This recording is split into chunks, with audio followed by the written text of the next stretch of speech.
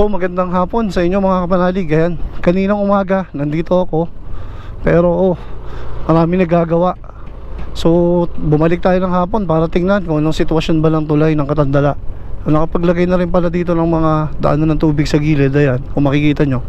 So baba tayo doon, tingnan natin kung ano itsura ng baba pagkatapos ng bagyo. So itong lugar na to ay nagkaroon ng mga landslide ba? Or ano ba? Mukhang hinukay na yung gilid para daanan ng tubig, ganyan, oh. Pero patapos na dito sa kanang side, oh. Mga kapanalig, makikita ninyo dito, nakapaglagay na sila. May poste na rin ng ilaw dito, no? So naglalagay na sila doon sa kabilang side ng daan para hindi na daanan ng tubig at hindi masira itong parte ng kalsada. Ito lang, sinaraduhan muna sa lahat ng mga sasakyan. So road close, bawal mga kapanalig, hindi tayo makakalusot kahit anong gawin natin. So siguro iiwanan ko ang motor dito para tingnan natin yung may portion doon, ano. Or pwede ko namang puntahan siguro dito sa kabilang side na to, siripin natin. Ayan.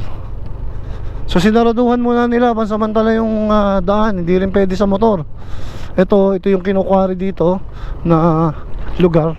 Masisilip natin dito kung anong itsura na nung nangyari dun sa tulay, ano. At pagkatapos ay bababa tayo dun, lakarin natin para makita natin mga kapanalig. So ito, so kita dito paniyak yan kung ano nangyari. So ito natin guys. So yan yung mga ginagawa dito.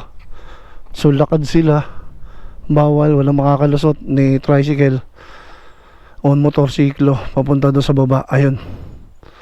So ayan yung tulay.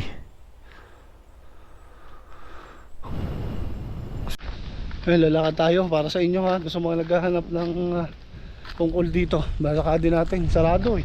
Ayan, ito guys. So sarado siya, road close. Sa mga magtatanong po, ay ito, ang laki, sarado. Ayan.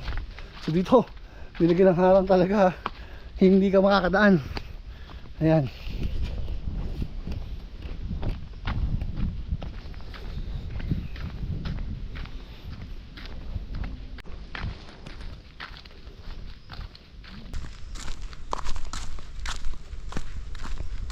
Na sila ng culvert.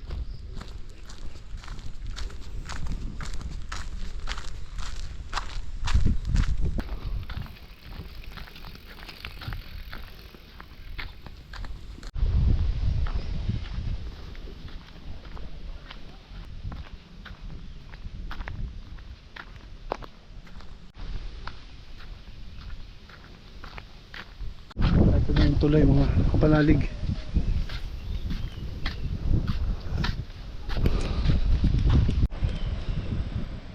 So yan, dito tayo sa tulay. Kita yung daan dati sa baba. Ayun, oh. Ayun. Yun yung daan dati. Pero ngayon ito na.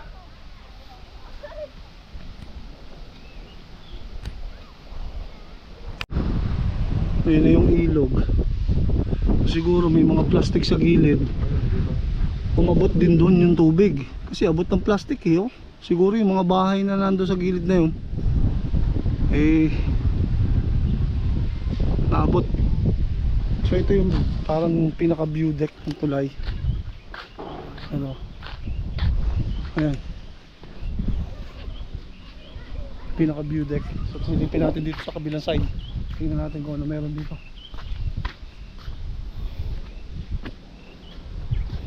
So ito naman yung daan kung pababa ka before yun. O ganyan. Ayan. So ito yung kabuuan ng tulay.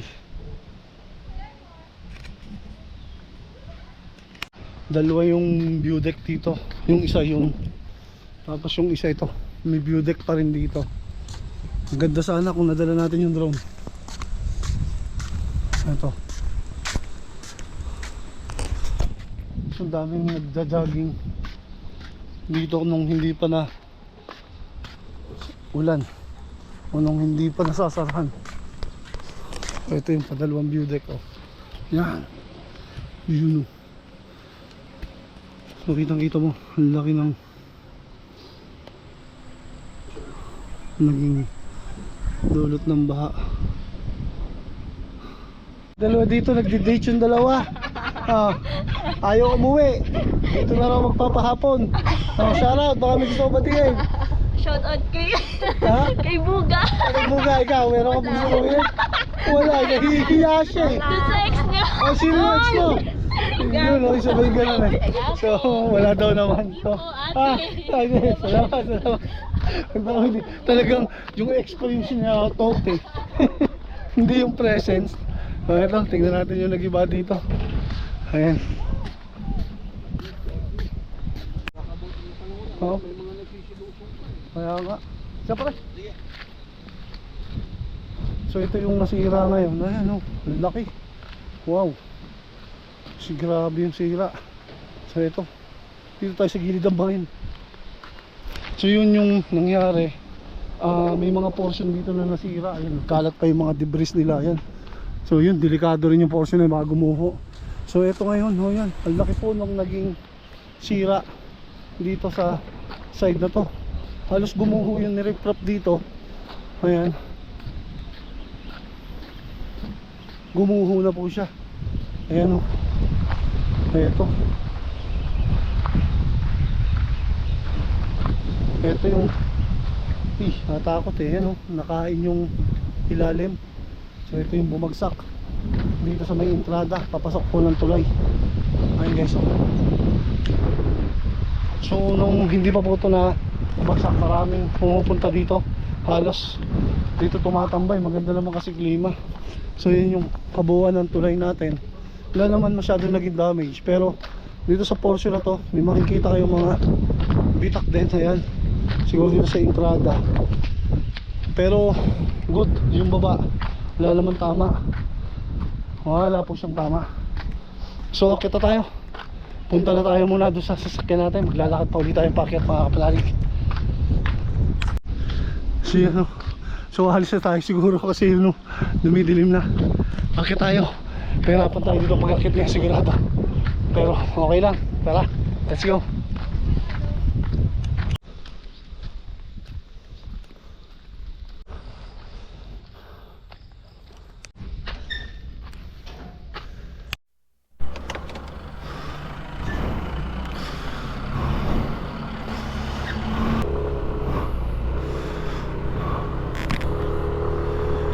So yun guys, napakita ko sa inyo dun po sa mga subscriber na nagtatanong, non-passable, hindi pwede lumampas, may harang, tsaka delikado pa po. So ito na po yung Catandala Bridge. Napagod ako dun So sa inyo po lahat, thank you for always supporting Kapanalig Motor Rider. And kita-kits po tayo sa mga susunod ulit natin vlog. So magandang pahapon na po sa inyo. And keep safe everyone. Nandiyan na uli ang ulan. Kapanalig Motor Rider. Bye bye.